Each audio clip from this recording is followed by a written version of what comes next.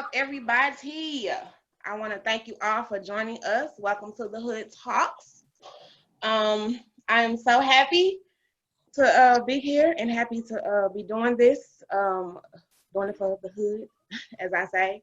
And I'm so happy to have my guest on the show today. Should I say my first guest ever? Wait on it. I'm gonna get the little clapping sound soon. But we got her clapping for y'all. But I am so happy that y'all decided to be on the show and have this conversation. It is important that I do believe we need to sit and have conversations and talk about and discuss things that are affecting our communities, so we can educate our people, empower our people, and just get the word out.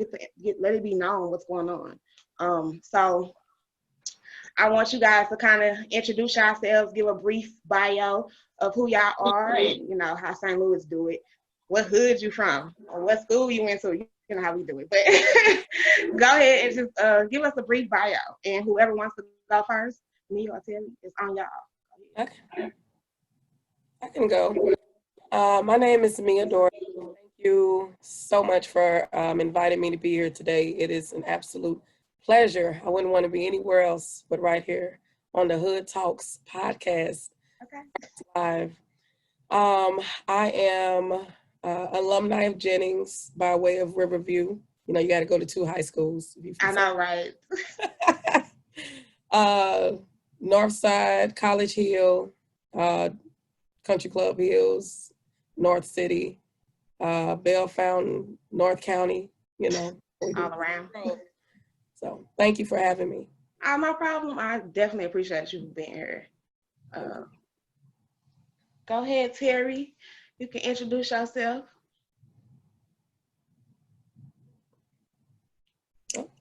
Uh-oh, you muted, Terry.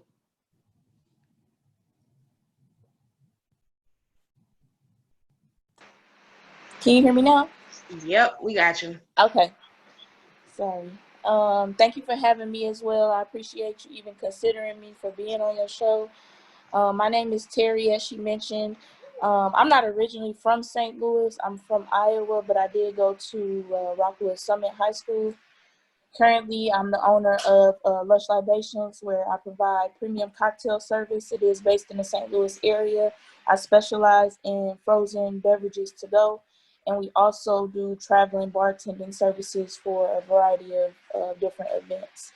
So I've been doing that for 5 years. It's been really fun getting to meet new people and be a part of their events and grow my business. Like I said, I'm not from St. Louis, so everything that I've been doing is just being from meeting people, work, school. I graduated from Lindenwood University with the MBA, and that's all I got going. I appreciate you inviting me, and hopefully I can contribute, because we did talk about a little bit of my views and opinions about this. So hopefully I can contribute in the way that you see fit. I want to just keep it real and raw and 100. You know what I mean? Again, I think, you know, everybody has a story and everybody has their truth. And as long as we can respect each other's differences, we can have this conversation and we're gonna be good. We're gonna be good. We setting the stage for other people to be comfortable and coming up here and talking, because I think this is what's gonna make a different change, a lot of change in our community. So with that being said, go ahead, man. What you gonna say? Terry, Lindenwood alumni, 05, okay. Hey, okay. Sally Mae? No. I'm with I know, right? We need Biden for real on them student loans, though. Ain't look, come on. Sure. Hey, Oh. look, I'm with mommy mode. It's real and raw. yeah. Mommy mode. Look. But no, yeah. So we gonna get into it. We want to make sure that everybody, you know, we can respect people's time. I definitely think we got a great show lined up. And I want to start by just kind of getting your thoughts around this last election. How do y'all feel about how it turned out, how it went, what's still going on with it? Like, what are y'all thoughts on that? So I can speak on my thoughts. I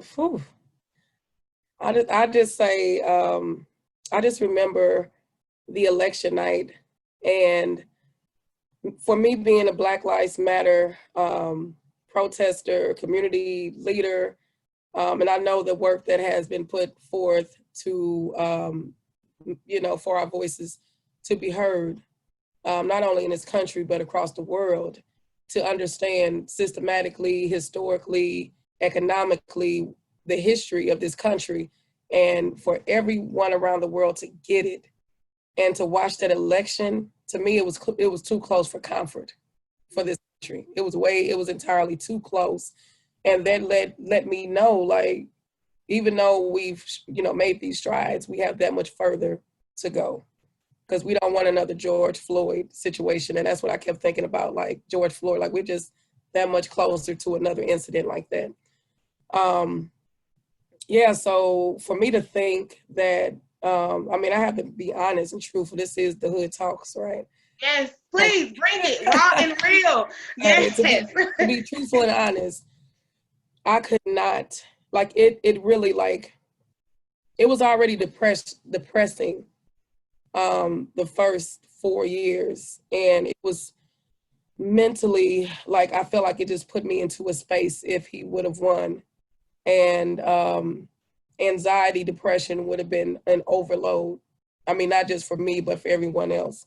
Because at the end of the day, when you talk about Trump, he is a bigot to the true element of the word. I mean, from his character, from his career, from his personality, all of it.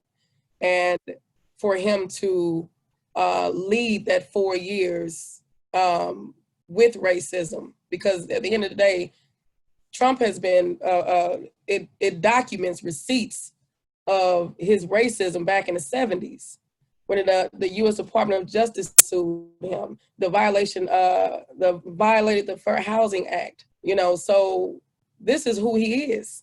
So when he brought it to office as the leader of this country, we can't be surprised that, what happened to the Mexican immigrants and the rapes that took place, and proposing a ban on all Muslims entering the United States, and, calling the coronavirus a Chinese virus, Kung flu, like, it was a joke to him. It was a joke. And it was a joke from the beginning at the cost of this country. Mm-hmm. It's still a joke, because who does it going now? Like, can y'all imagine if Barack Obama tried any of this? Oh. He is like white privilege right there. That's white privilege. He is white privilege, because it wouldn't have been none of this. And people straight backing it up like it's ridiculous. But yeah. So it's just at the cost of us, and for him to have such a large following, that is even sadder and disgusting. Yeah. I believe wasn't it like 70 million people that voted for him or something like that? Yeah. And that's not Missouri and its red state. Yeah. Mm-hmm. Yeah. Oh yeah. Oh, Missouri. Yeah. The GOP. Yeah. So. Yeah. So when Biden won, like, I almost felt like it was a Christmas gift to myself. I put up our Christmas tree.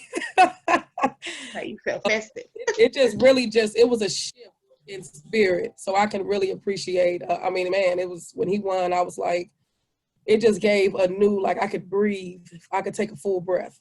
Like, okay, let's get back on track. Got you. And Terry, you want to jump in? To me, I feel like it definitely was a sense of relief that Biden was elected. Like you said, from how the country's been ran for the last 4 years is ridiculous. A lot of this stuff with the coronavirus could have been prevented had Trump taken it serious. I mean, he fired the pandemic team, which has never been done in history.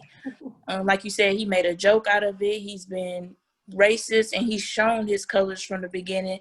And I think that really gave racist people, a platform to be themselves openly too, because we have a leader running the country who is openly racist, ignorant, sexist, and showing that capitalism is king, and we're no longer taking people's health, feelings, or anything into consideration. It's all about money and power.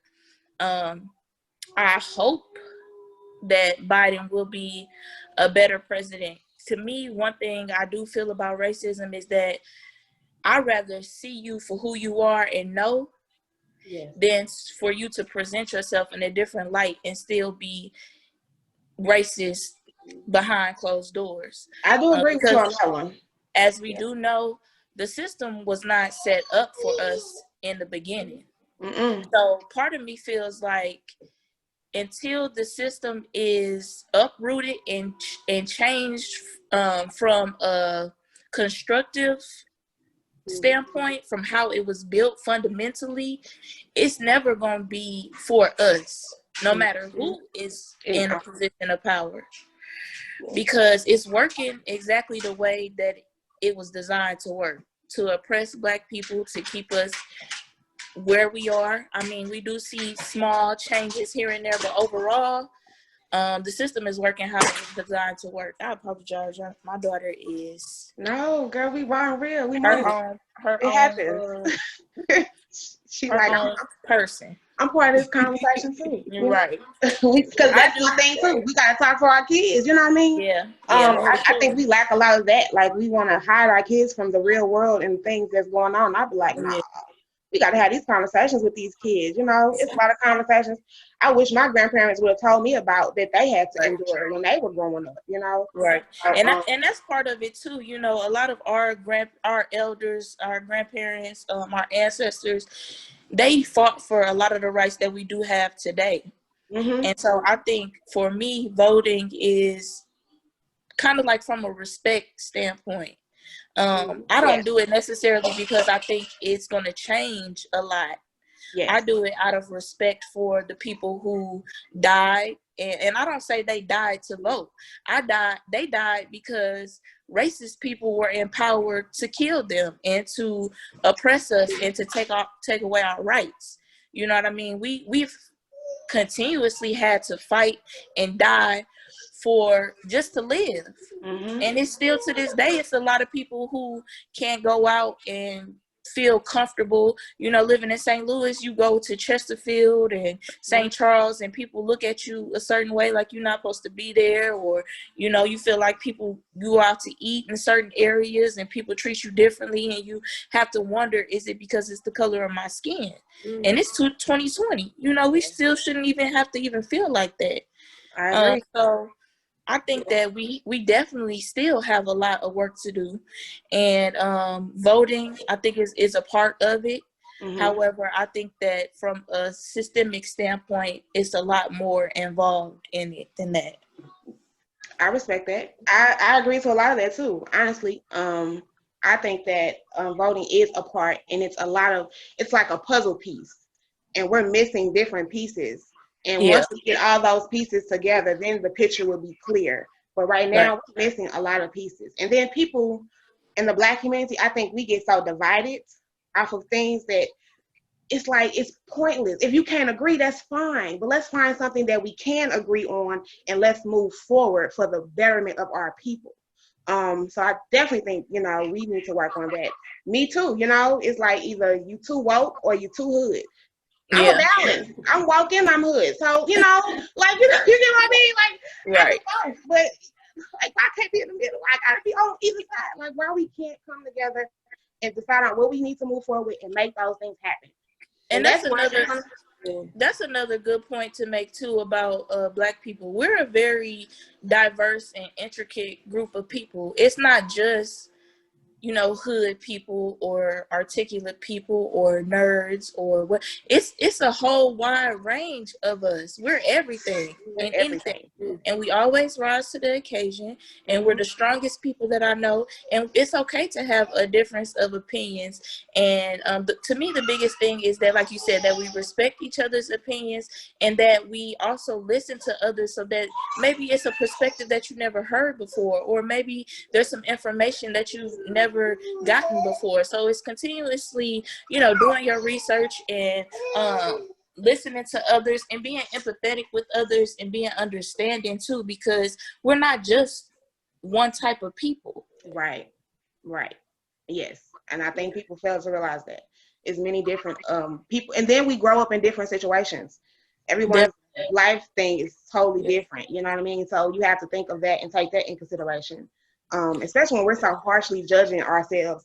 But that's a whole nother topic. You hear me? Self-hate and all of that. That's another episode. But Yeah, but for real though, I guess we can get into like, so you guys did kind of talk about like you do vote and why you vote, which I respect, and that's kind of another thing where I would say, I vote because like it's a respect thing. What I do wish to highlight is that what I would love if we get more people that's willing to run for offices, and get in those seats that's ready to do the work for our people.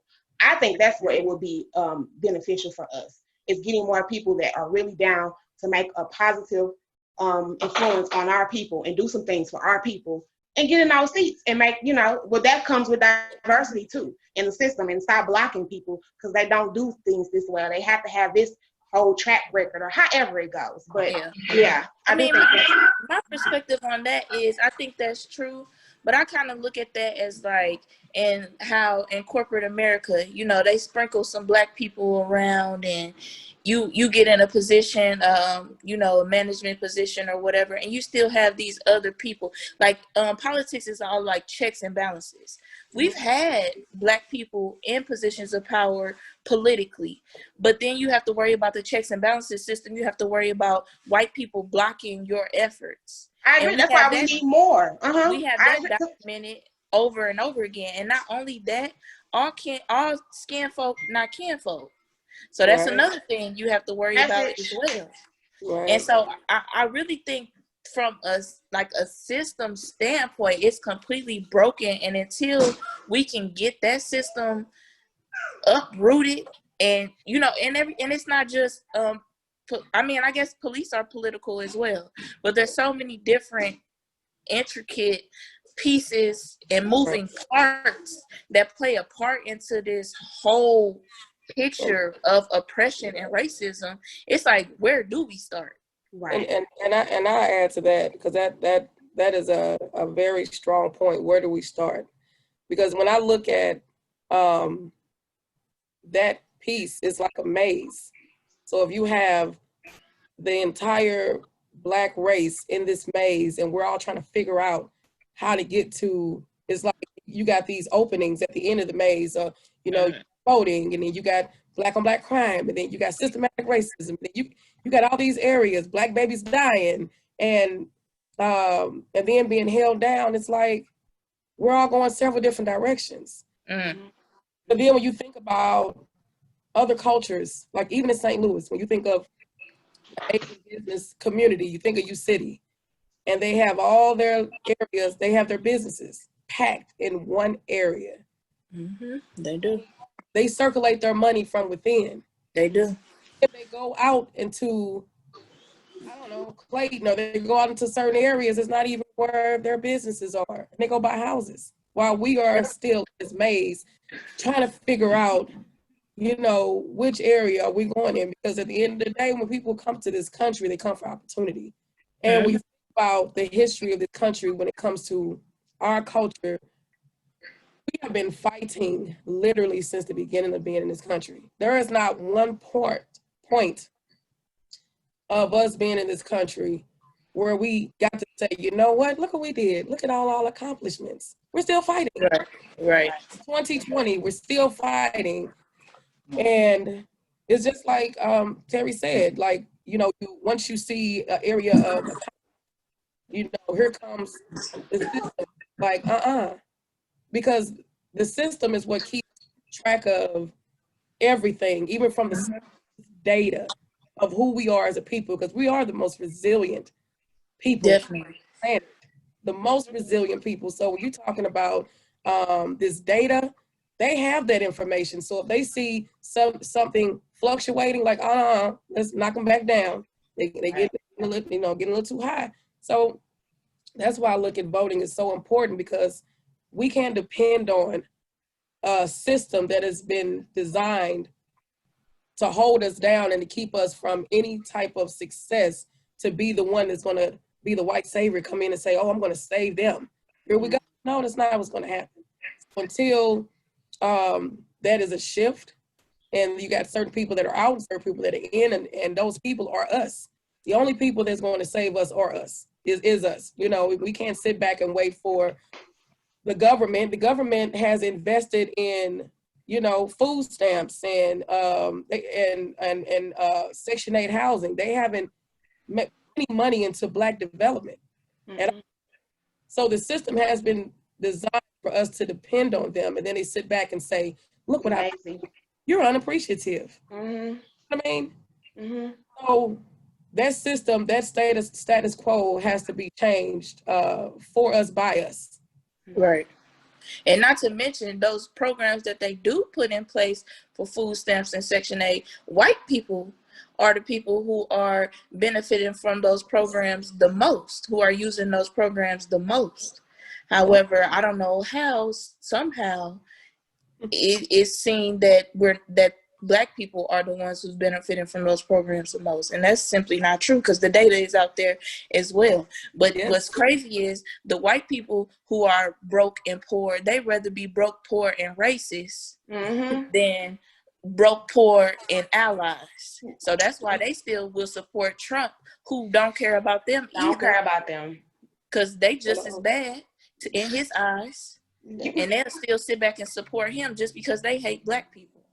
And that's who's supporting him a lot of the time. It's either the rich white people who want to hold on to their power and their money, or it's the broke, poor white people who just racist. And then they hide behind their Christianity. Oh, I'm a Christian, so, you know, I don't believe in, I voted for him because I don't believe in abortions and all of that, and liberals, and That's an oxymoron. It's an oxymoron. But you know, those people are at ground level. You know, those are minions. They're at ground level to get their signs, their flags, and they're at ground level. So, and then too, when I think about that, it's like we have to come to the realization that this country profits economically, socially, systematically off of Black poverty. We got the most buying power. The most. Yes. And we lack in supporting Black businesses, or we even lack in making our own businesses. But again, we don't have the resources to do such things sometimes. You know what I mean? And because I think about, like, long ago, you know, I was talking with a couple of friends, and I'm like, we don't have Black businesses that give us the necessity things, like a Walmart owned Black businesses. You know, you need food, you need clothing, you need water, you need toothbrush, you know, basic things you need a lot of, and we don't have a place to go that can really, we can fund those to get those things. You know what I mean? So like Mia said, all those businesses, those Asian businesses in U City, those Italian businesses on the Hill, we're funding those so they can go out in Chesterfield and buy up all them houses and stuff. And then they looking at us when we walk into the beauty supply, they following us around the store. Right. If we stop going, y'all won't have no businesses. Don't even get me started. I had one in Snooks tell me to move. I'm like, are you serious, lady? I'm like, I'm got my baby. I ain't trying to go to jail, and I got too much going on in my life. Okay, look, lady, go get away from me. Straight up told me and my mama to move. I'm like, yeah. So, and we, like you said, we spend all our money and give, you know, all our, funding their kids to go to colleges that our kids can't get into, you know, funding their families over back at their homes and stuff like that. And, you know. But then you got to look at that as a whole, because that is the part that really, like, upsets me down to my core. Because if it wasn't for the Civil Rights Act, there would have been no Immigration Act. Right. Come to this country. And that's the craziest thing to me. Is like, during the Civil Rights Movement, you had people that lost their lives, you had people that were jailed, you had people who were bitten by dogs, you know, had the fire hydrant water hose, you know, sprayed on them. Like, okay, now you got the Civil Rights Act based off of our blood, sweat, and tears. But then they're like, oh, you know what? Let's create this Immigration Act off of the Civil Rights Movement, and that allowed people to come in this country, get funding to come into this country, get loans to come into this country, had no problem getting housing in this country, had no problem getting education in this country. All those things that we've been fighting for, it was given. Like, here you go.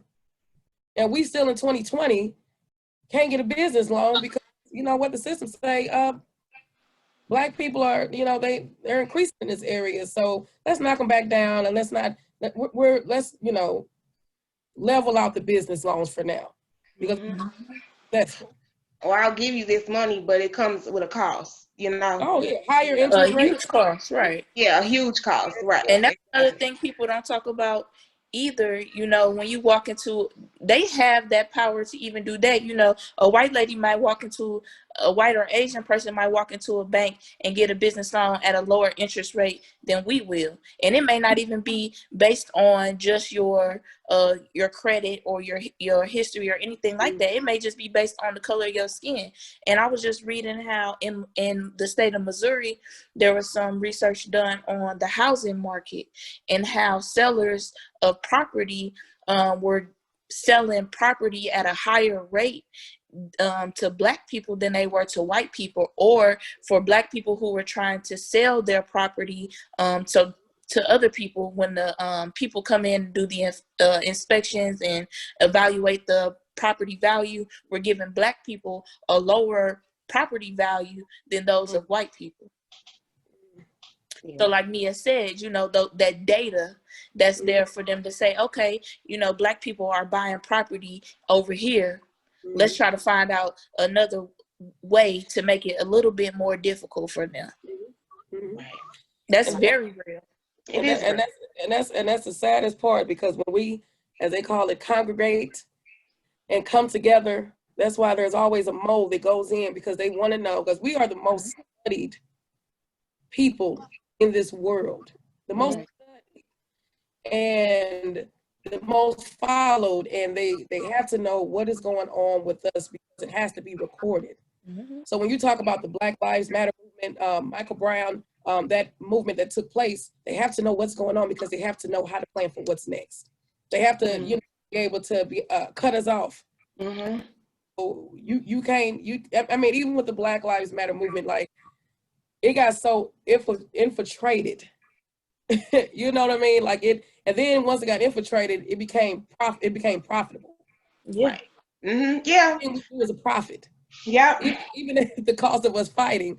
Okay, we're gonna profit off of this. How can we profit off of this? That's what this. I mean, that's what it said and done. But we also have to look at Maslow's hierarchy of needs.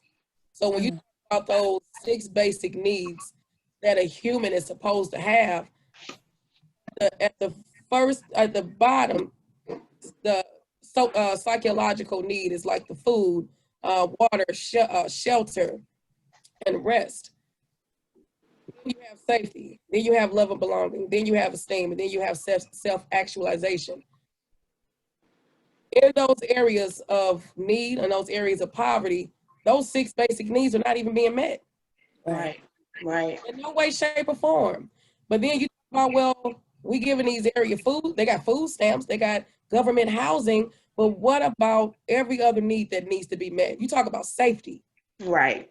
And you talk about safety, that's the biggest one when you talk about safety, and these kids are being shot and killed in the city. And then you talk about the police cover-ups in the city. So kind of like a twofold, to where it's like, you know, the safety end for sure, like that's sad. But then I say, oh, go ahead, we can get more basic than that when you talk about food. Look at the grocery stores and the food options that's available in certain areas. Man, you know, I talk see about that all the time. Yeah, you can see that as simple as day, and that's a part of it as well. You know, that keeps us sick, so that they can benefit, they can profit off of us being sick, so that we're going to the hospital. And then when you go to the hospital, you don't get adequate care because you're Black, so then you're dying. And let's talk about how in Missouri, how everyone, the first few months of the people who died from COVID were all Black. Right. I have people who work at the hospitals at DePaul, and they saying all the people in the morgue is mostly Black. Yeah. people loved ones in trucks, and because the morgue is full, the hospital's full, they kicking people out. This people are dying and sick, and they don't even have, like you said, their basic necessities when you get down to just to the basics of food. Mm-hmm. They give you the bare minimum scraps. Actually, Give you scraps, and like you said, benefit off of it. I apologize. It's physiological need. I'm sorry. But I'll add to what Terry just said is because I lived in College Hill for 9 years. And if you know what College Hill is, North St. Louis, 70 and Grand, Blair, DeSoto, Water Tower. Lived there for 9 years. Now, when you talk about St. Louis City, you can't not talk about the Arab community that curates the city. And it's not that this is the hood talk, so okay. This is the keep it real, man. That's why I love you. That's why I wanted y'all here, because I want people. We gotta keep it real. We gotta keep it 100. And people ain't gonna like it. You gotta talk about the Arab community saturating North City with the food that is the unhealthiest of the unhealthiest foods that you can get off your food stamps, and then about the nasty attitudes, the treatment of Black women in the city, and you also have to talk about the fact that in these particular stores that you can buy drug paraphernalia in these stores. Pipes, you can buy empty capsules. Like, these are things that you can buy in these Arab stores. What? Helping the community be exactly what it is, because I call North City urban decay. It's like a tooth that you have decaying, and the more sweet you get, worse and worse and worse and worse. So you hit a nerve. Then you feel the pain. What I call it. That's what I call it. And even for me living in North City, and I'll speak on this, they had that Snooks at Grand and Kossuth, and that Snooks is no longer there. The only grocery store in that area that served the community in this capacity. When you talk about pharmacy, cakes, if it was a kid's birthday, you can go to Snooks and get a cake. Right. Ice cream, like those things, you think of like cake and ice cream. Those things kind of like normalize your household to be able to go to your local grocery store and get a cake. But when it's said and done, like, that grocery store had expired food in there, expired milk, bread that was literally like a couple days from expiring. They have. This is a grocery store we talking about, a big chain grocery store. You hear me? Snooks is a big name. It's a big brand. So it is, because when I go to other areas of where the income levels are, of course, higher, you have better quality. You even have Snooks Culinaria, where they're upstairs. You can buy a steak, and you can go upstairs and have that steak cooked for you, and you can sit and have a bottle of wine. But that particular Snooks, it was like, we're going to give them the leftovers. We're going to give them the bare minimum, and hey, deal with it. Yeah, because you have nowhere else to go anyway. So you got nowhere else to go. You ain't got nowhere else to go. So now, and at this moment, the only grocery store that they have is the Aldi's, Natural Bridge and Grand. Now that Aldi's is no different from that Snooks. That Snooks was already at a 3. Now you got this Aldi's that's at a negative, because they're even worse. We're trying to get fresh fruits and vegetables. That's no. Yeah, I mean, even in the county, I'm over here in Ferguson, and some of these Aldi's over here, I'll be like, I thank God I could go farther, but I hate going farther, because if I go farther, I'm giving them money for their community, and my community ain't getting no money. But I want to eat fresh fruit, and I want fresh vegetables. I don't want, what I mean? Especially when you talk about being healthy and trying to eat better and better my kids and myself. Like, I have to go that far to get it good, but I don't want to. But why y'all can't do this in my neighborhood? You know what I mean? Or in neighborhoods like this? Like, come on, y'all. It's set up. And that's why you got to speak on. That is why 63107 is one of the highest infant mortality areas as far as Black babies dying. at the rate that they're dying, 6107 is one of the highest zip codes in the state of Missouri for Black babies dying at an extreme rate. There is the healthcare, the clinics, the food. Like, what do you expect when you put everything that is supposed to be in place to help the families thrive, help Black women thrive, help children thrive, and it's absolutely it's gone. It's not there. And then you talk about education. What is it? 11 SLPS schools that are supposed to be closing. So what do you expect? Right. What do you expect? Right. The crime is out of control. Like it's a playground for exactly what is going on. And we could talk about this. I mean, oh my God, we can go on and on about these things. And that's why I'm trying to I wanted this show, because we have to educate our people. We gotta let them know that we see, and we gonna make some changes. Like, yeah, look at her, we pushing through. Because man, and people don't know these things though, because they're in that bubble and they're being affected, but they don't know. You know what I mean? They're like, oh, this is normal.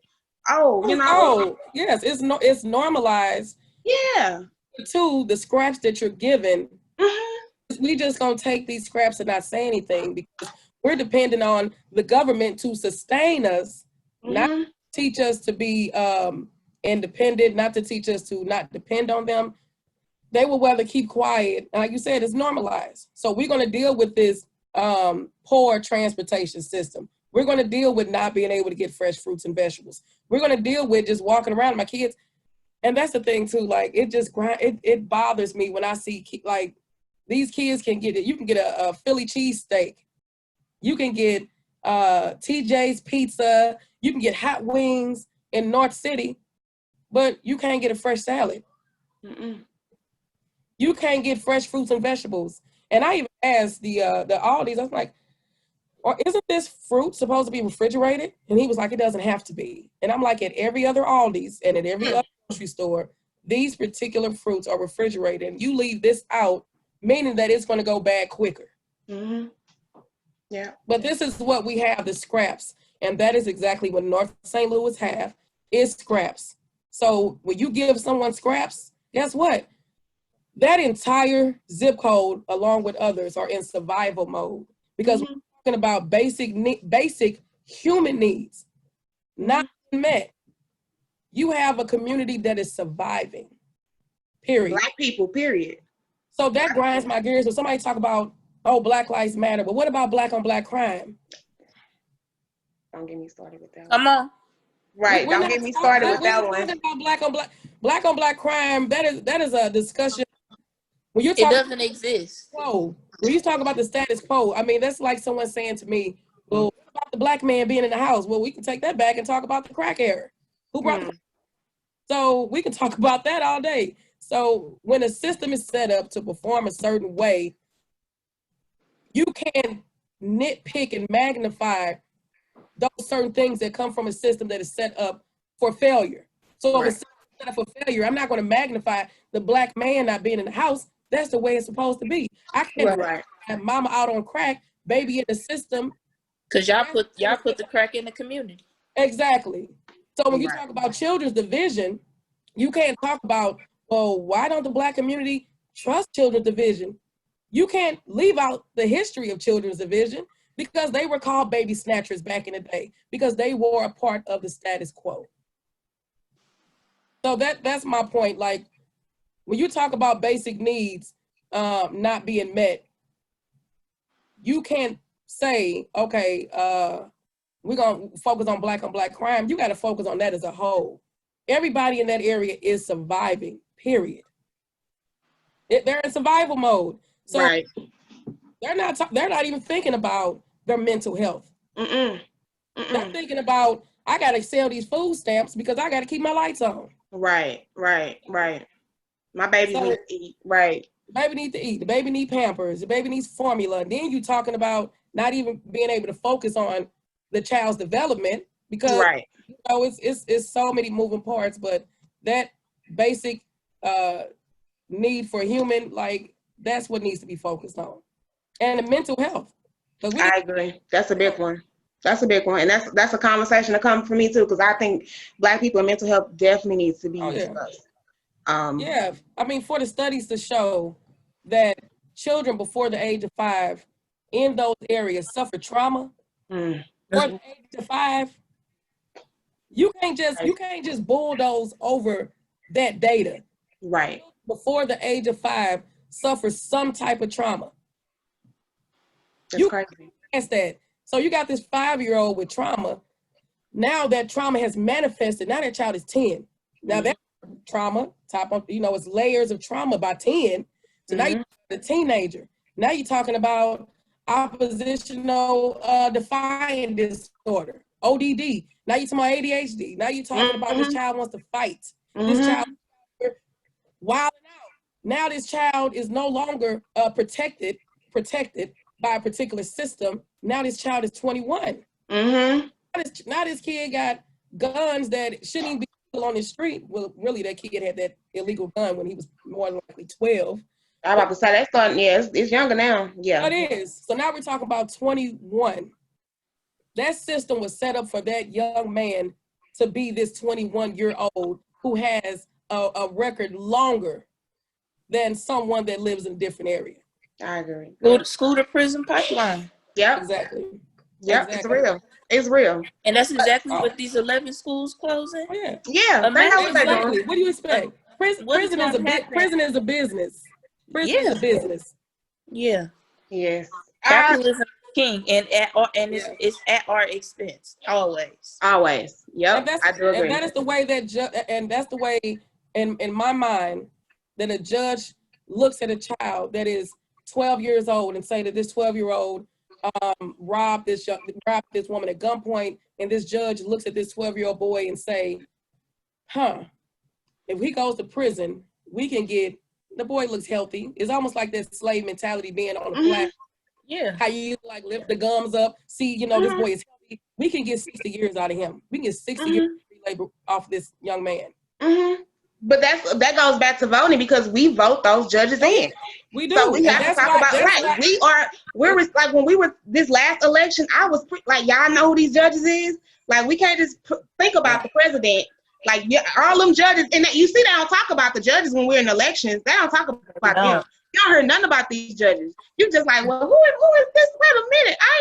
So that's set up, and just like they have all these different what do they call them? People like I forgot, independent people that run. You don't hear about them either. You know what I mean? You only hear about these two main people because they want, that's a system. That is a system. But ladies, we can talk about this all day in respect of people's time. I do want to bring in Nancy Price from the League of Women Voters to talk about voting. She's going to give us some information to kind of educate the people. So thank you, Miss Nancy, for being here. I appreciate it. It's all yours. Okay. Let's see. I'm at the wrong end of my presentation here, but I just put some of these things on a PowerPoint because it might be easier for people later on to look at them or reread them, not because they're going to be so super formal. But when Shavana called me, she got me real infected with her enthusiasm, and she's got plans, and and then I'm listening to her friends, and I'm thinking, you guys are a really amazing group of women. And I'm not saying that because I don't give false praise, and it comes through. And I've heard a lot of really heartbreaking stuff, which most of it I already knew about. And the thing is, the reason it's so heartbreaking is I really don't know much to do about it. And when you said like, that's all connected and what do you do first? And really, you can't even find a first because it is interconnected. And it's heartbreaking what's going on, and it's really hard to try and see a path. And then the other thing I really thought a lot about what you said was that Black people aren't a monolith, because I think to me, that's almost like another form of prejudice. Like we see, whether you're a Black person looking at a Black person or a white person looking at a Black person, you have all these assumptions about who they are. And the same, I think the same is true. You know, I'm a white woman. Everybody assumes, well, this and this and this. But a lot of those things never have fit me. And that's been an interesting, like, to be treated differently than who you are inside. So I don't know. I have no answers. I understand why you guys don't have answers because they're extremely difficult problems. I do hear you. I think sometimes I think you could get support from women because there are some similarities. I'm not saying the magnitude is the same or anything else, but one of the things that struck me about this pandemic is that the women are all working from home, juggling their children, giving up their jobs, and that is, or getting fired. And that's, you know, that's a woman's issue that nobody spoke to this whole election. And I listened because I wanted to hear somebody say, we need to be like other civilized countries and do childcare or, you know, support women who are working, and not just women, but I think there are very, I don't want to say sympathetic people because that sounds like, you know, I feel for you, but, you know, I'm out the door. But I encourage you to reach out beyond, because it's just, I feel we're all connected. That's always been my frustration, and that we all need to help each other, no matter where you find yourself. So thank you for letting me be part of your discussion. It's just raw, you know, because it's just, I'll be thinking about it for a long time. But let me just tell you what I was invited here to talk about. Thank you, Nancy, for your transparency. Yeah, thank you for that. And if you don't mind, you might want to put it in PowerPoint view. Did I not do that? Okay. It's just like it says I am screen sharing. Yeah, you're on screen share. It's just not like a presentation. It just has your different slides. But if you want to do it that way, that's fine. Look, don't let me interrupt your flow. Let me see if I can, like this. Is this? Yeah, there you go. Okay, good. So I'm going to tell you just a little bit about me and a little bit about the league. I am a retired person. I was a scientist. I did a lot of different things, and I lived a lot of places in the country. I lived East Coast. I lived all over the Northeast. I lived in Minnesota. I lived in California. So it's not like I'm an expert, but it makes you kind of, I'm a curious person. So you want to know where you are and how things work and how people are. So I'm learning a lot about St. Louis. I've been here a little over, about a dozen years. And so I didn't go to high school here. But the League of Women Voters, and here's their website. There's a lot of information on the website, I will tell you that. It's a good resource. And then the League is really, it's nonpartisan. And so I'm probably going to get a little bit of flack somewhere along the line because, you know, we've talked so freely here. But the League is not partisan. We do issues, like we can work for better schools, and we do. We can worked very hard for Medicaid expansion, and now the funding and getting that. Okay, now we passed it. How do we make it so you can go to a doctor and have it paid for? So those pieces are, and there's a lot of ongoing work. And some of the other things we're looking at are voter access. We'd like to have, well, we tried to get rid of the notary requirement, and we'd like to get rid of excuses for absentee voting, because most states you don't need an excuse. It's like a nice day on October 30th and you're on your lunch hour and you go, I just think I'll go vote because, you know, I got some time and it's nice out. You can't do that in Missouri. You have to give an excuse, and we don't think that's necessary. So I do need to say that, you know, we're very much nonpartisan, but I think we are very much about empowering voters. And so I think we have some common ground there. So one of the things that Siobhan asked me to talk about was about voting after like a felony conviction or some other interaction with the law. Because when I first started doing this about 10 or 12 years ago, a lot of people, and it was really pretty common in Black communities, to believe that you lost your right to vote once you were convicted of a felony. So that's not true. And the good news is we just have to get the word out there. So how do you do, what are the rules? Okay, let me see if I can scoot us over a little bit. Okay, just in general, a lot of things about voting are under state control. And that's why, as we've gone through this election, we've heard about all the different ways: voting early, postmark dates, being able to come in after the election with your ballots. Those are all under state laws. And so it's important when we talk about voting to talk about Missouri in particular, because we've all heard this and this and this, but that doesn't necessarily apply here. So each county, and St. Louis City is considered a separate county, has its own board of elections, and you have your registration with the one where you live.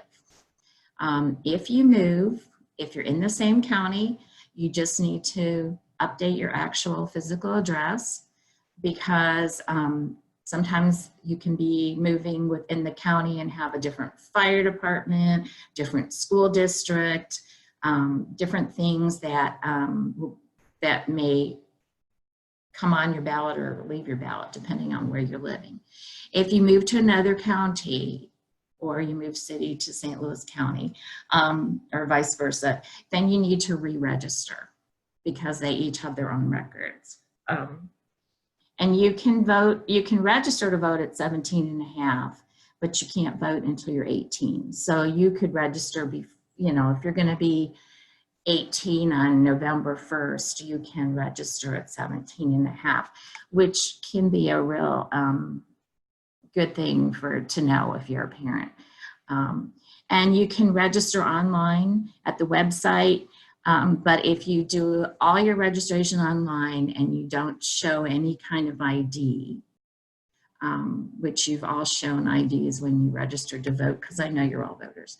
But if you start and you don't do it in person, then you will be asked the first time you go to vote to show an ID, because no one's seen it yet.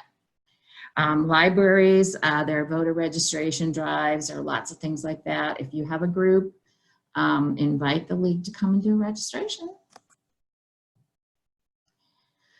So after you've been, I'm just saying, involved with the law, because you know things get really confusing sometimes. So for a felony conviction, when you are under your sentence, which also includes not just prison time, but a parole or probation, then you are not allowed to vote in Missouri.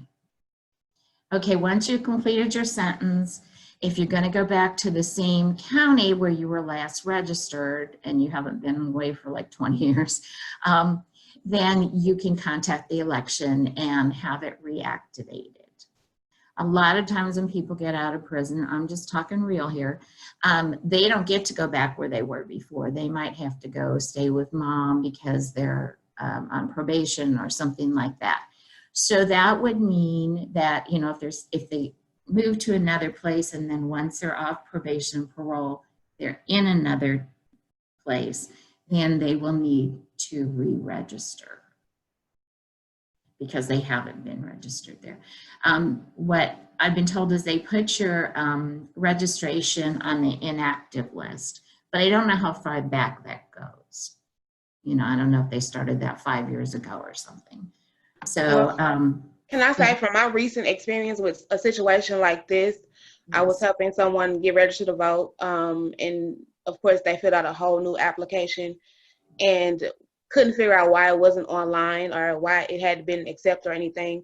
Called the Board of Elections, and they told they told us that he had to submit paperwork.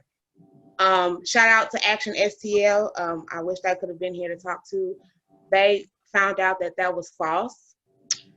If you're not on parole or probation, you can just complete an application and you should be able to vote. They don't need any paperwork. Okay, y'all, don't let them people trick y'all. I just want to put that out there. Sorry. And I looked up, as I was getting ready for this, because things change. The ACLU has said that you don't need to have any paperwork. What I was told, and I've never seen the papers that you have when you finish your probation and you do a handshake with your officer and you're free. That somewhere in, I assume it's like getting a mortgage. They give you a stack and a half of paperwork, but somewhere in there it does say that when you finish, you're allowed to go and re-register or register or reactivate. But I think most people just don't look through it because they've got a life that they're working on. So they're dealing with coming back out and all the things they have to rebuild. Right. Yeah. And yeah, I'm not blaming them, but I've never seen the packet, but I've been told that it's in there. Yeah, I mean, even then, you know, some people just listen to things that they hear, or like the Board of Elections telling you need the paperwork. So if you call and they tell you that, and you like, oh well, I tried. I don't know what this paper is. Like, I was persistent. I'm like, this don't sound right. But some people just like, well, I'm trying. They told me I can't, so that's it. They don't know. So that's why I'm saying no. You can, and verify. Don't give up. And it's sad but that's the sad thing is we shouldn't have to go through that. It shouldn't have to be no extra step. It should just his application should have been submitted and that's it. But we didn't. We had to go through the fight, and that's what's tiring. Right.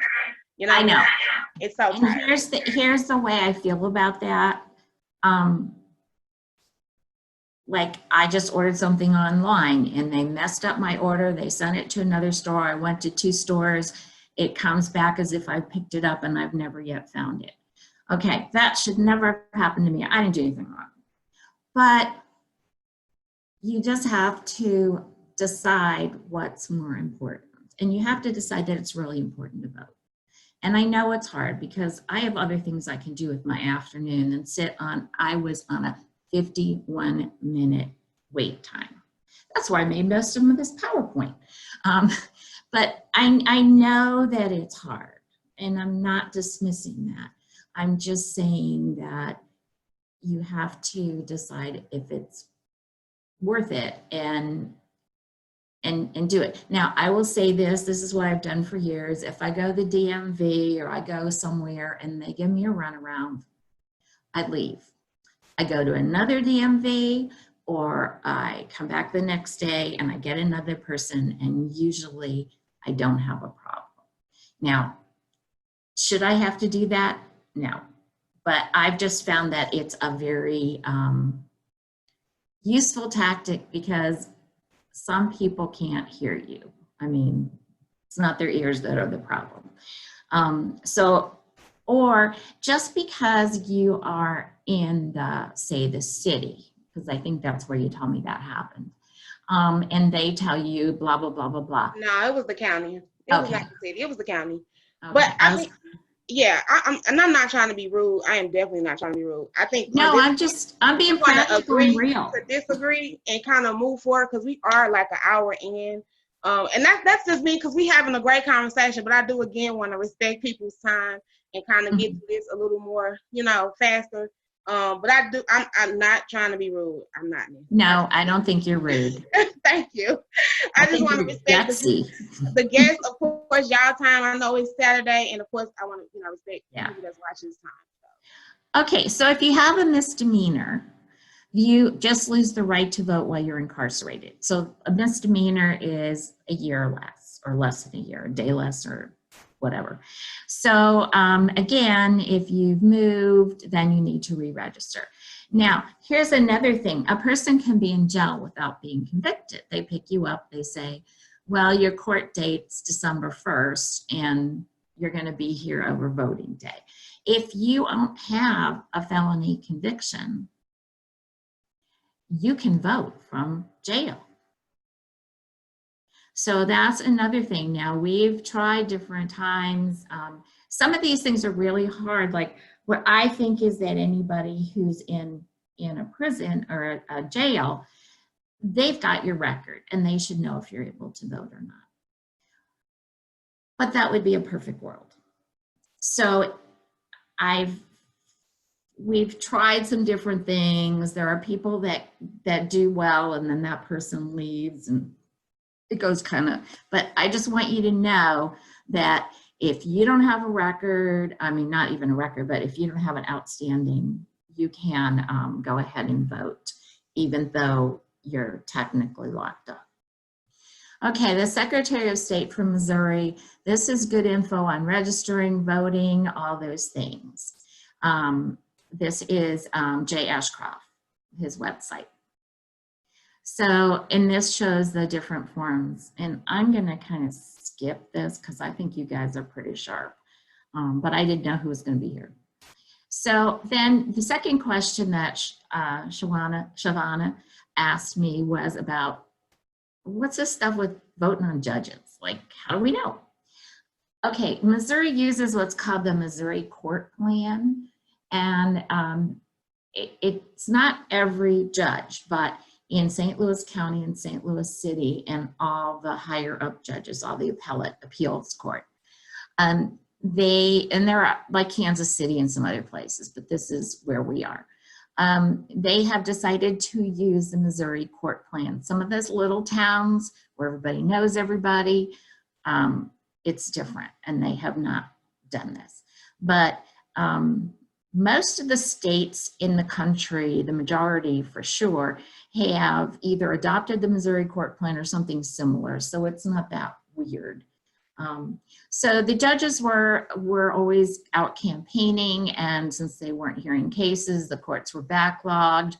And of course, there's a bigger problem where there's more population.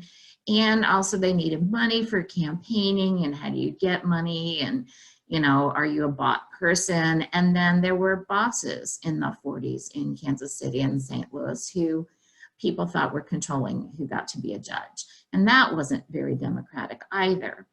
So around here, we've adopted this plan, and what happens is then you have nonpartisan judges, and they don't run against an opponent. So that's why you don't hear about them, because they're not campaigning, but that was part of the point of the plan. They're actually prohibited from campaigning for retention. And because of this, they're serving voters, because most of these are in larger metropolitan areas, often have difficulty finding information because it's not Joe from 4 doors down. So the best thing, and it's not going to help us right now because the judges aren't up for retention, is this website, yourmissourijudges.org. And if you go there, it's not super detailed. I think you can get more details if you poke around. But they give them a thumbs up or thumbs down, basically. And how it is it's to help voters gain insight as to the performance of judges who are up for retention. And that's basically anybody that's been on the bench for, I think you have to be on it like a year and a half. Like if you just got on last month, you get to wait till next time. And it's called the Judicial Performance Review Committee. It's a statewide panel. It has lawyers, it has non-lawyers, it has retired judges. I think some of the non-lawyers are people that have been on juries, but it's supposed to be people who knew something about what a judge is supposed to be doing, evaluate them. And the judges are always up for retention in November of the even numbered years. So every presidential election and then the midterms. And right now there's probably, well, unless it's just left over, there's probably not much on there. But you can always look up and see who your people are. And then the other thing I was asked about was the spring elections. So this is for the entire state of Missouri. This is the way every year is. In February, there can be bond elections. I don't, with every little town, I don't know if every little town, some of them might be having them. But the big things are March 2nd, which will be charter cities and charter counties. Well, that's St. Louis City and St. Louis County. And St. Louis City is going to have their first primary under Prop D, which they just voted in. So it will be a nonpartisan. None of the candidates will be labeled as Democrat or Republican. And then, like, I live in a charter city, so they would do something then. And then April 6th is the general municipal election day. And so then the city, that's going to be their general. So they're going to have a primary and then a general. And that's kind of a big deal because we're waiting to see what happens with Prop D. And so here's the last day. The second column is the last day to register to vote for each of those elections. And I don't know if you cared, unless somebody's going to be a candidate, about the filing dates. But so that's all. Was anybody working on that? Should I bring it back? If you can share that PowerPoint and stuff with me, I'll Yes. actually post those on like a Facebook page. And Yeah. then this, hopefully I can get this audio or this video on YouTube too. So, and of course it's on Facebook Live, but yeah. So I will definitely post these for people. It's a little bit busy, but it does give you the official information. Now, since last year was the presidential year, we had a lot going on. This year is going to be more of a sleeper year as far as the amount of activity, not necessarily issues. Right. So, and then some other League of Women voter issues, which you might be interested in, is we have a committee that's working on voter access. Like I say, they're trying to get rid of maybe the notary, I'd like it to be no excuse absentee. I want us to walk around with buttons that says no excuse. We're trying to see what we can get the state legislature to support, and we know how that is. Then there's the National Popular Vote, which is a thing that you can also look up. There's a website for that, and it's a way to guarantee the presidency to the candidate that wins the most votes nationwide. And then we don't have all these battleground states, which are the only important states.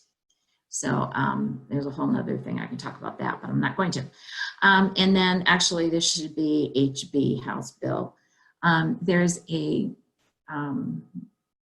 just had Brian Williams come and talk to us. He's in District 14, and he's supporting this. This is a whole list of about 15 different things that they want to change about voting that would make it more accessible. It shouldn't be jumping through hoops to vote. And so that's why we support that. So I'm going to be quiet and see if anybody has any questions. Yeah, we definitely want to open up to anybody. Facebook Live, I got somebody watching. So if you guys have a question, put it out there. Anybody on Zoom, if you guys have questions, put it in the chat. I have one question. I knew you would. I do. I just had to. But no, the question is, can you give out any information or resources for people who are having maybe possible trouble voting? Like, who can they reach out to for assistance with that? Yes. I don't know that I have it in front of me. Okay, I'm gonna see if I can stop sharing, and then then I'm gonna pull down if I can. You guys are going to get to see all the people on my Gmail list. Oh no, you stopped sharing, so your screen is pretty clear. Okay. Yeah. Okay. There's a group called Missouri Voter Protection Coalition, and it's part of a national group. And let me see.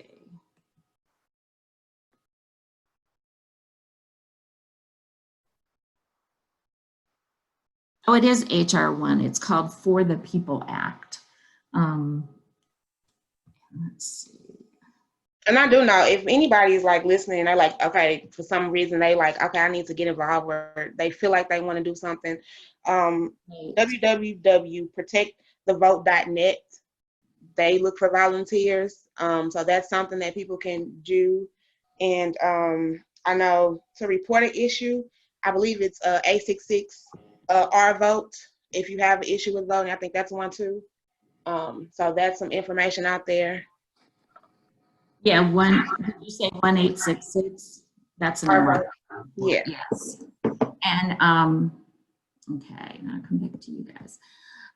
That's the number I was looking for. That's Missouri Voter Protection Coalition. Okay. They have a meeting every Monday at 10 o'clock. And if you come, it's just a Zoom meeting, and sometimes it's a bazillion people, like right before the election. But they're always working on the issue. And right now, they're working on the changes made to the absentee voting for November, where anybody could do a mail-in ballot, and people who were over 65 could automatically do an absentee ballot. Those two changes, which were enacted by Governor Parson, will expire on 12/31. So one of the things we're trying to do is to get them reinstated at least through the April election. We don't know, but clearly the virus is not gone. Right. But there are lots of things like that. And I went to some polling places because we do poll monitoring, and saw, you know, what was going on and if they were doing what they were supposed to. And it's just a really good grassroots effort to, you'll learn a lot. And so, anything else? No, I don't think. If no one has any questions, or if you did have a question and we missed it, our bad. Don't charge it to our heart. Well, you know, you'll get it next time. Right. You know, I definitely, but if you need if anybody out there, y'all have questions, y'all need help, assistance, or any type of way, thehoodtalks@gmail.com. I am willing to try to connect you to where you need to go. Because again, I think this is important for our people, especially everybody needs to vote, but you know, we definitely need to know and be educated on these things. But yeah, I'm new to this. I ain't true to this just yet. I'm working on it though. So thank you. Oh, you got a question here? No, I was just gonna add, if voting wasn't something that was an element of change, it wouldn't be so difficult to vote. Right. And it wouldn't be historically, you know, difficult. You know, you look at the difficulty of voting, because that is our right, and that is something that we've had to fight, whether woman, whether Black, whether brown, you have to fight for this because they know that it is changing. Mm-hmm. Definitely a change component. And I think it's even bigger than that. This is my personal opinion, not a league opinion. I think power isn't readily shared. Mm-hmm. And so hopefully in an unarmed manner, you do have to fight for it. And once you get it, you have to protect it, because people are always looking to claw it back. And I think sometimes, because I'm old, so I look at some of these things that we did this forever ago, and now it's just eroding. And so I think sometimes we maybe we're not vigilant enough. and then we lose what we fought for. That's my little Mm-hmm. 2 cents. Mm-hmm. But this Gotcha. is great. I'm really glad to have come, and I would like to be on your mailing list for when you do this again. Okay. Right. Look, I'm just getting started, but I'm working on all of that, and I would definitely make sure that you're part of that. But I do appreciate you coming and giving out that information and being on this platform, in this space. And I I know do. Oh, women go are all ahead. going to share. You guys are all going to share, so that's wonderful. Yes. So for the time's sake, I do want to go ahead and kind of close out with one question. The last question. I had many questions, y'all, but time went by fast. I didn't think it would go that fast. But we hit some topics. Much respect to y'all. I swear, I knew y'all was gonna do it, Terry. I knew it. I knew it was gonna be much respect. But to finish this off, because I think this is another important thing, and I wanted to build this platform because I want to reach people that don't feel like they don't have a voice. I want to reach people that don't feel like they fit into this system or whatever. You know, they're like, oh, I might not look a certain way, I might not talk a certain way. Like I really want to reach those people. So in y'all words or in y'all own experiences, why do y'all feel like it's hard for people to like be engaged in our and you know, be a part of community and build on community and just being engaged and being, you know, part of whatever it is, the betterment of people, Black people. Let's keep it real. Why do we shy away from that? So, That's a good question. It really is. I mean, I can speak from personal experience. I think one reason it's difficult for me to engage, depending on, you know, what it really is. To me, everyone has their own gifts and strengths. So depending on what that engagement is, you know, whether it's like speaking like this on the platform, some people don't have the confidence or maybe may feel like they aren't knowledgeable enough to speak to a group of people. When it comes to like protesting and being out on the forefront, that might not be your gift is what either, you know. It really just depends on who the person is to be able to, I feel like, to be able to fully answer that question about engagement. And then I think a lot of it mistrust in the system. You know what I mean? Like, okay, if I do this, then what? We've been protesting and marching since forever. Forever. I've We been still protesting literally and marching. doing it for over 50 years. Yeah, and that's it. To me, it's saddening to hear And that. I'm not saying that's my whole life, but there are times when, you know, because no, it isn't. But I'm just saying 50 years ago, I thought we'd be further. Right. And it comes, and I'm sure it's definitely discouraging. It's It is. exhausting. It's When you exhausting. talk about your mental health, you Mm-hmm. know what I mean? Like, George Floyd took a toll on me.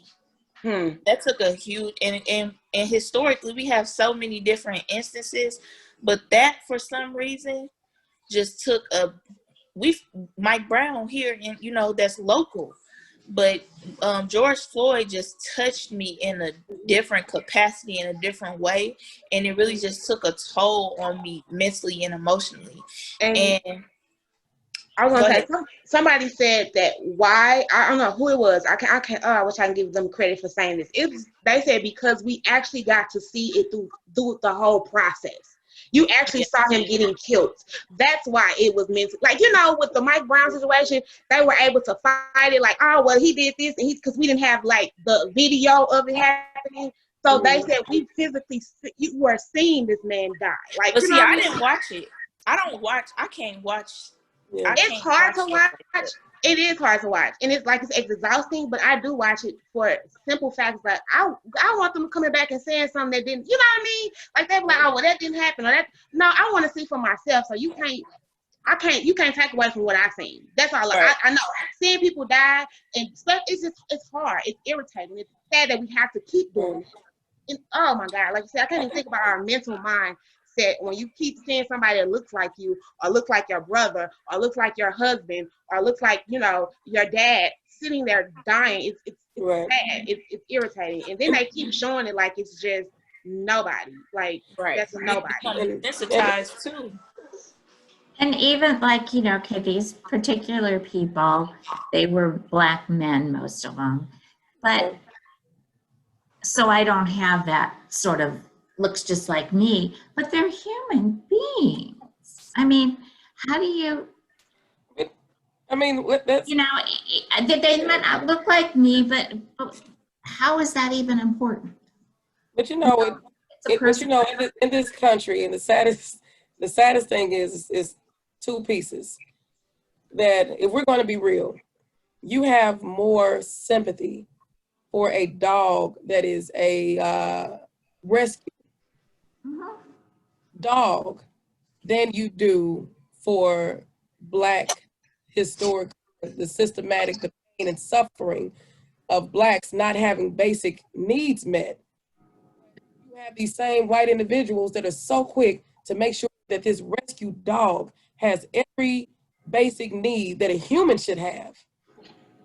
Passion for a dog that have been put in a cage, Right. without food and water for 2 days, Mm-hmm. as opposed to historically Black people in this country and slavery.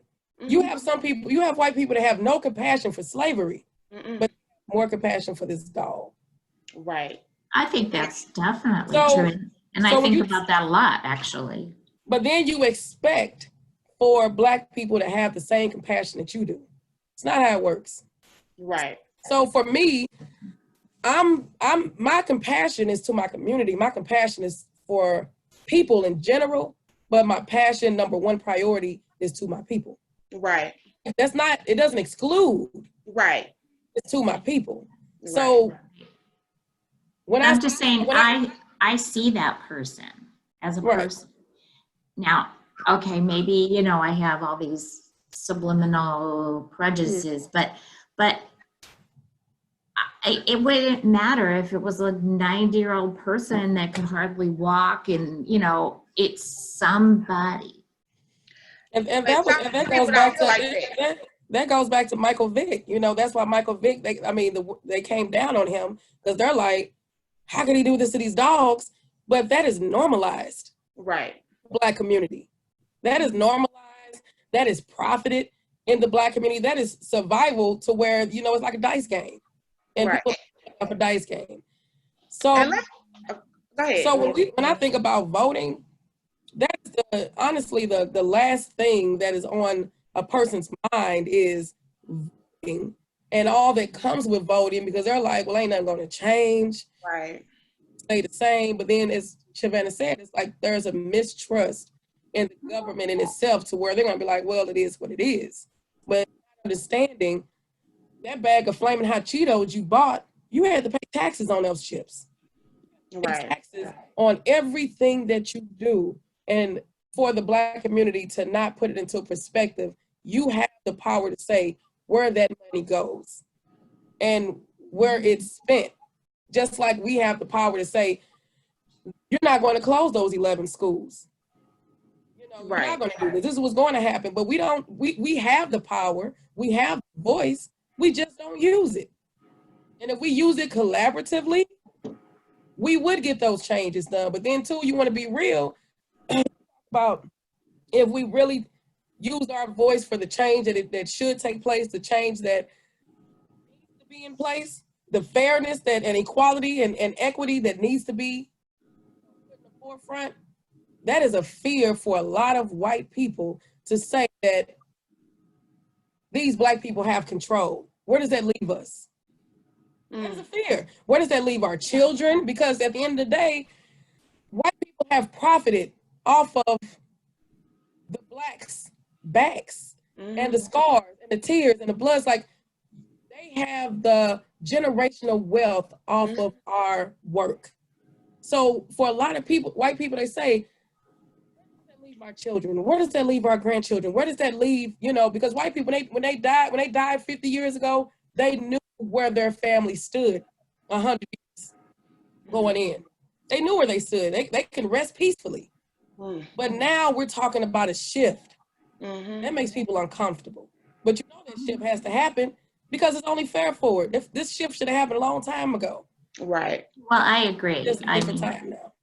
I agree, but that goes back to what I said. People But we gonna agree generally to disagree. That's what we gonna do right now. Just agree to disagree. I'm sorry because we got a shortened period. But I again, We should have had this at 2 hours. We should have had 2 hours today, Siobhan. But I'm see, I trying was to just gonna respect the say, people mindset. people You know the time don't frame. give up Go their ahead, power. Nancy. Go ahead. What you gonna say? Don't give up their power. You say people don't give up their power, but people got. I think we have to start feeling like we have power. Some of us know we have it. Some of us know we have it. A lot of us don't, and I think that's where we fall short as Black people. Black people, y'all got power. Don't get it twisted. That look, and I say that because I've been in the mindset where I felt like I didn't have power. So I kind of relate to people that goes on day to day with their lives and just think about their inside bubble. For me, my ground was a wake up call because it was so close to home. But you know, you see it all the time. But that was so close to home. And then George, that was just like another, you know, opening or whatever. But we do have power. Our voices do matter, no matter how you look, no matter what you talk like, no matter what you know. Let me tell y'all something. I don't know a lot. I'm learning a lot. And I'm putting myself out here because I want people to be able to say, like, I don't know this, I'm gonna figure it out, but I still matter and my voice still matters. And you can get on these platforms and talk about what you demand. We have the right to demand that these people do what we want them to do for our communities. Point blank, period. I'm gonna leave that at that, and I ain't gonna keep going.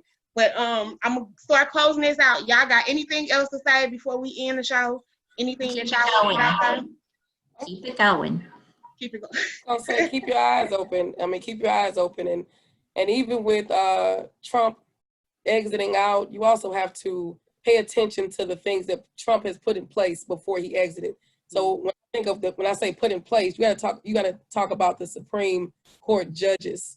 Be there until either they resign or they die or Trump goes to prison and they break down everything that he's done and say, yeah, I gotta go.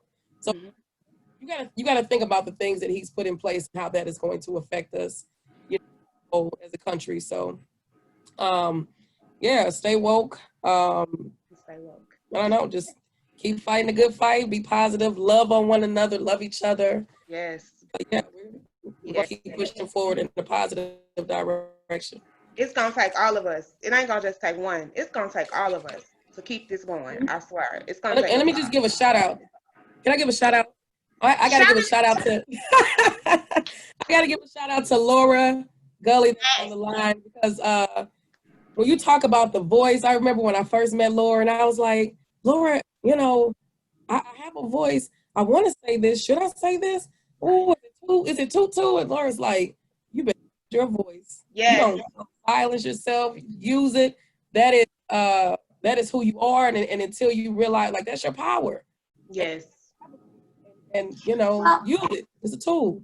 Yes. But I don't feel, this is, you know, just me, but I don't feel that you are, I don't know if this is the right word, disrespectful of other people. You are just saying what you see. You don't get up and say, you know, this is a bad person. You know, we hear this all the time in politics. That person did it. I think you're sharing your feelings and your intelligence and your heart come through. Well, thank you. And that makes it really hard. I mean, I don't want to not believe you anyway, but it makes it harder for somebody to be dismissive because you're not carrying on. You're speaking from your heart and you're making sense. And I love Maslow's hierarchy. I learned that 50 years ago and I still think about it. And I love that you brought it up because the idea of a starving artist that's not reality. If you're hungry, you're not creative. Well, that's right. Thank you. All right, Terry, you still here with us? Or I know you over there on mommy Thank you, duty. You Betsy. got anything to say? I am still here. No, again, just thank you for having me. I didn't even know we were gonna touch on all these subjects that we did, but you really can't have that conversation without touching it. So it's Exactly. it's so intricate. It's so many working parts, and I just appreciate you having me, and grateful to meet y'all, and hopefully we can collaborate on some other stuff going forward. All Most definitely. righty. Well, I want to thank everybody for tuning in, taking the time out to watch. Please share. Look out for our YouTube page. I do want to say, watch out for the next show. It's going to be in January. I have 4 awesome guys that's going to sit here and have a conversation around the fight for equity and the man's role in it. So be looking out for that in January. And if you guys want to support, if you guys have any feedback, any advice, any questions, comments, hit us up at the DA Hood HOOD talks with the S at gmail.com.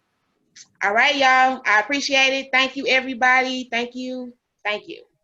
Thank Best of you. luck. Thank you, Bye. everybody. We out. Thank you.